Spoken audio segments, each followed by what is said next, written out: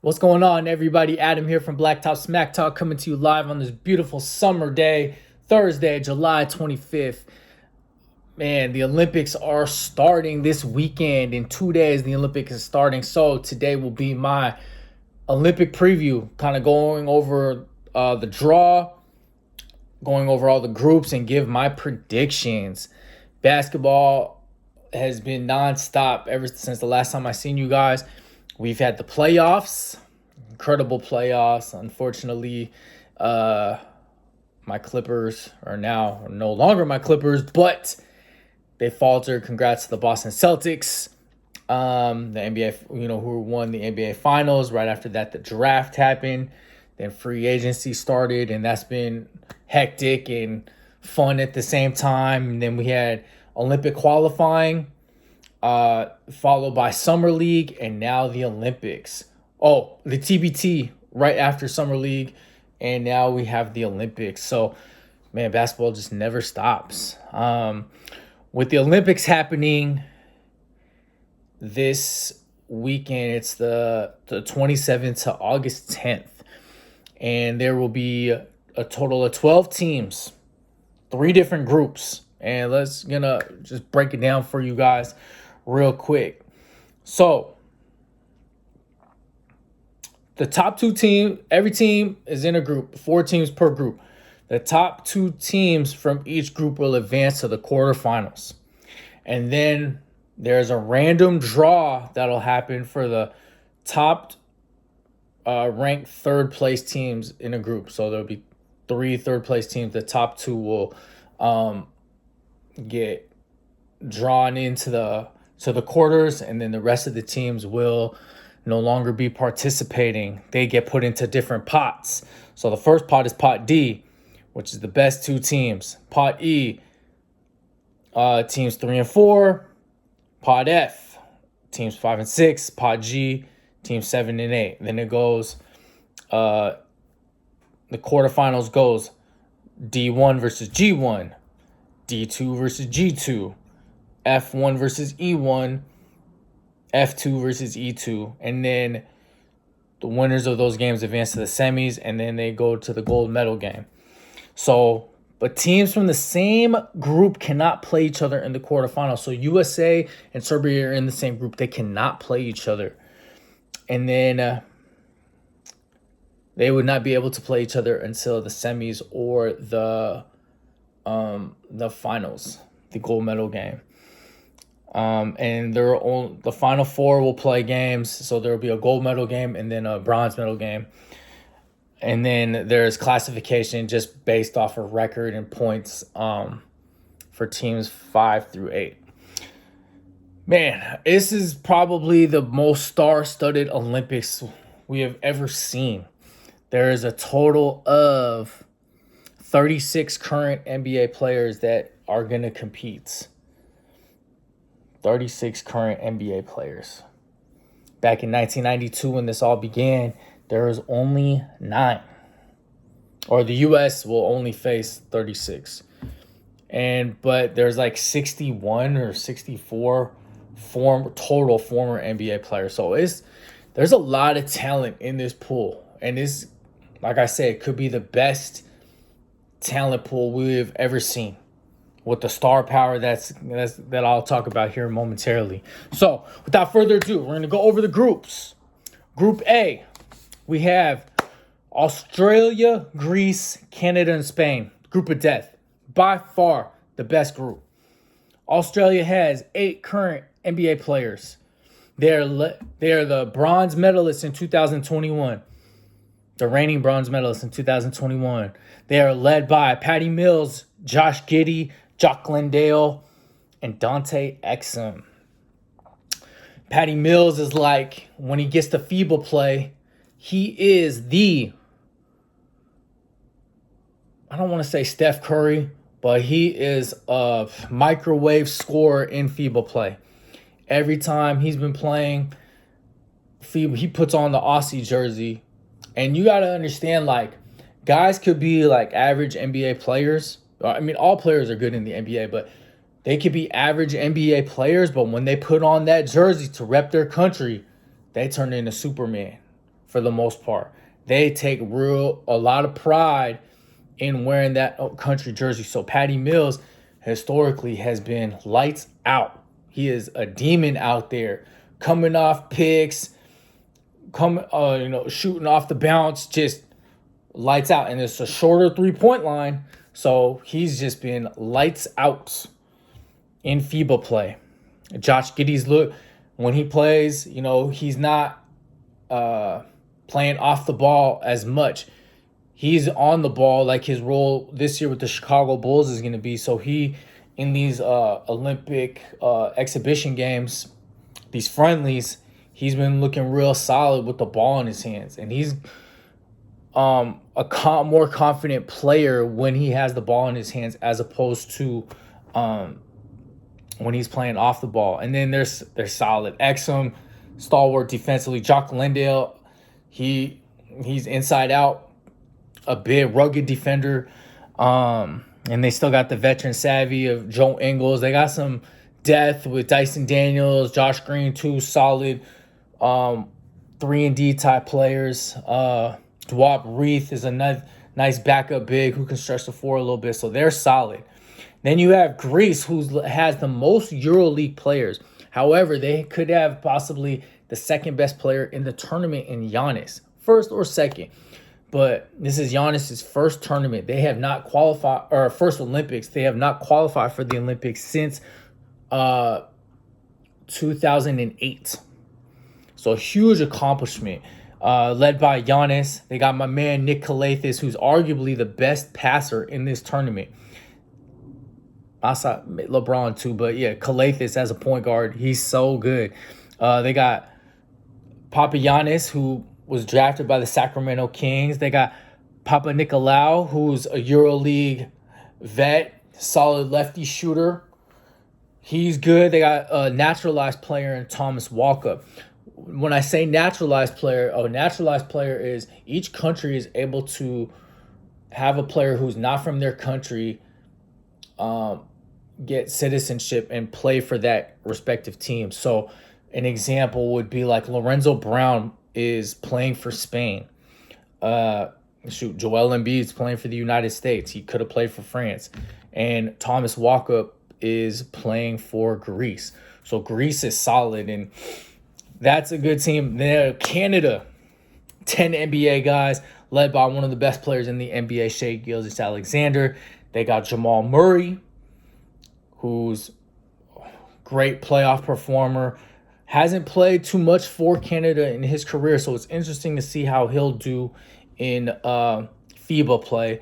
RJ Barrett is always, he's a downhill scorer in FIBA as opposed to what he was doing with the Knicks and the Raptors, but he's solid. I mean, he's a natural scorer, so I'm interested to see how he does. And then they got real glue guys like Lou Dort, Dylan Brooks, Alexander Walker, so they are coming off a bronze medal in the World Cup last summer, and they are looking to make some noise and hopefully medal, but we'll see. Spain, 1 NBA player, Santi Aldama.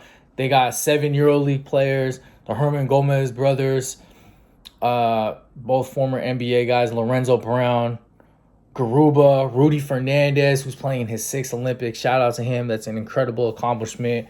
Record holder for that. Spain's just been so tough all these years. So that group is, it's tough to predict 2 teams. Possibly 3 teams are coming out of this group. But what 3 is going to be tough. Group B, we got the host team, France, with 5 NBA players, 6 EuroLeague players, led by the Phenom, the Unicorn, Victor Wembanyama. They got Rudy Gobert, Nico Batum, the captain, one of the best connectors in the NBA, best role players, just real solid vet. Bilal Coulibaly, who's a second-year player, going into a second year with the Wizards. Their backcourt is a little dicey. Their guard play has been relatively shaky over the years. I mean, they still got Evan Fournier, who, again, is another guy who turns up in FIBA. But Nando De Colo is their de facto point guard, and he's 37 years old. So France is kind of like I'm not sure how they're gonna do. I got to think about it some more, but we'll get to that preview part later. Germany, the reigning World Cup champions, 4 NBA players, 7 EuroLeague players, led by Dennis Schroeder, another guy, just eats in FIBA play, just dynamic in FIBA play. They got the Wagner brothers, Franz and Mo Wagner, just solid. Daniel Tice, solid in FIBA. Then they got Voigtman, who's a big rugged defender and can space the floor a little bit, and Obst, who just drilled Team USA in their friendly last week. Those guys, Germany's tough. They're tough. They play hard. They're physical. They're good. Japan has 1 NBA player, Rui Hachimura. They have Yuta Watanabe. They also have Josh Hawkinson, Shorewood alum, went to Wazoo, playing in playing in Japan, and has been carving out a nice career for himself. He is their naturalized player, so shout out to him. Brazil has 1 NBA player in Gui Santos, couple EuroLeague guys in Caboclo and Yago Santos, and they have Cristiano Felicio, former Chicago Bulls draft pick. Group C, there is Puerto Rico with 1 NBA player, but they got a couple former NBA dudes. They have Jose Alvarado. They won their FIBA qualifying tournament. Alvarado was MVP of that tournament. Tremont Waters, former NBA guy, been playing in China, hooping over there. Davon Reed played for the Nuggets a little bit. So Puerto Rico has some talent so we'll see how they do. But South Sudan, one of the most incredible stories. Shout out to Luol Deng, who's spearheading that group and getting the whole getting everything kind of situated with them. There's a great article, I believe, from Chris Mannix on Sports Illustrated, but they have 1 NBA player in JT Thor, and then a couple guys who's had a cup of coffee in the NBA. Wenyen Gabriel, former Laker and Clipper.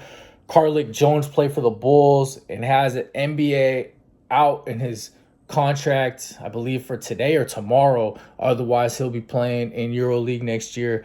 They have a young fella, Kuman Malusac, who 17 years old, and he is going to Duke, but he's a big man, lanky, can block shots, step out a little bit. Serbia, they got the Joker, arguably the best player in the NBA. They got Bogdan Bogdanovic, another monster in FIBA play. My guy Micic from the Hornets, just a real former EuroLeague MVP, just a real another savvy point guard.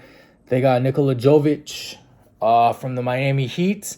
And then they got a couple bigs in Petrusev and Milutinov who provide. They're just so big up front. And so they possess a lot of problems. Jokic he takes Serbia. He just plays at his own speed, and it's just real.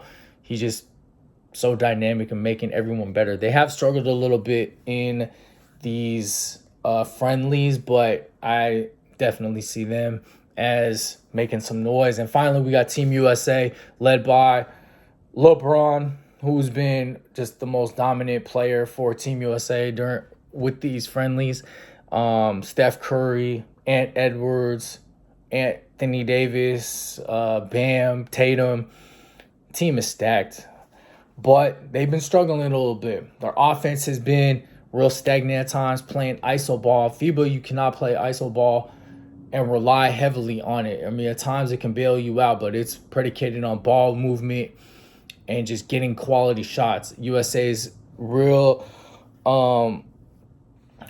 weakness right now is their offense, and they just don't have enough continuity. I don't feel like Steve Kerr was just trying to use different lineups and trying to just try out different things, which I think kind of hindered their growth and development as a unit, because there wasn't a significant like set rotation where guys kind of knew their roles, as opposed to previous years where teams, previous USA teams in the Olympics knew their roles. So it's going to be interesting. You just know that Embiid, Curry, and LeBron are the starters, and hopefully Kevin Durant will be back. That's another name I forgot to mention. He's been injured this whole qualifying, or not the qualifying tournament, the friendlies. So he's such a huge piece because he's arguably the best scorer on Team USA. And so you mix him with Embiid, who's learning how to play in FIBA. It doesn't look like he's in great shape. He looks like he's starting to get his legs under him. But Team USA has to play more team ball, stop relying on ISO basketball, hezzy pull-ups for three. They got to kind of get downhill, get to the rim, play bully ball if they have to. And they really have to lock in and guard. These teams can play.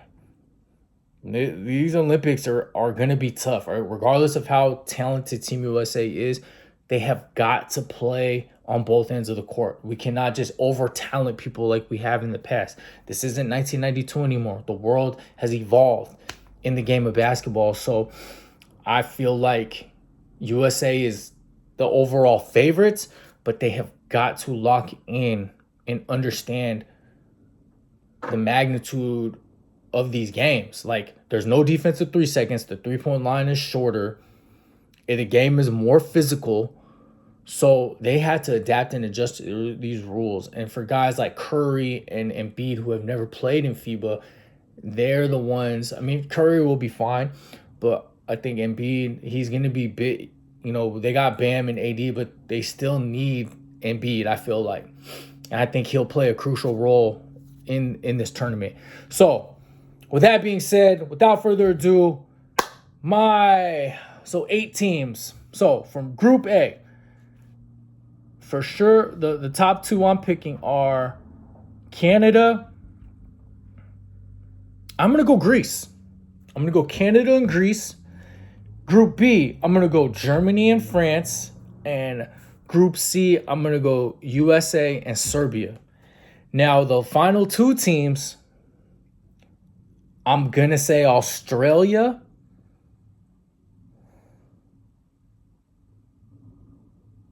Fuck, that's kind of tough. I'm going to say, fuck it. I'm going to say South Sudan. I think they have a chance. They're a great Cinderella story. I think they have a phenomenal opportunity to really make something happen. The final 4, I'm going to go USA, Germany,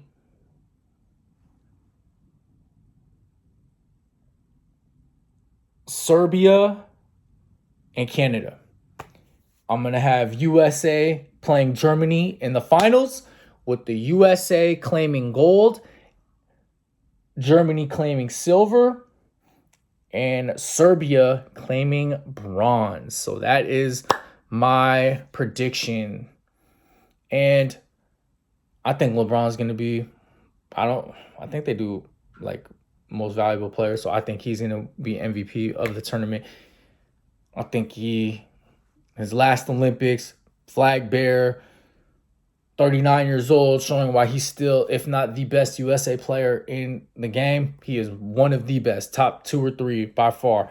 But I think he's going to put this team on his back and lead us to a goal. It may not be easy. We might see a couple losses, we might see a loss, but I still think that we are going to win the gold. So that is my Olympic predictions. It's going to be fun. I'm looking forward to it. But housekeeping thing, we hopefully got some pods coming up in the next couple weeks, a couple guest ones, and then one with the 4 of us. We appreciate all the love and support. You guys are nothing short of amazing. We appreciate you all so much. Continue to keep up or follow us or subscribe to our YouTube channel and follow us for updates on the future podcast. Here, Olympic preview. Hope you guys enjoyed. Adam, Blacktop, SmackTalk signing off. Appreciate you guys. Love and blessings.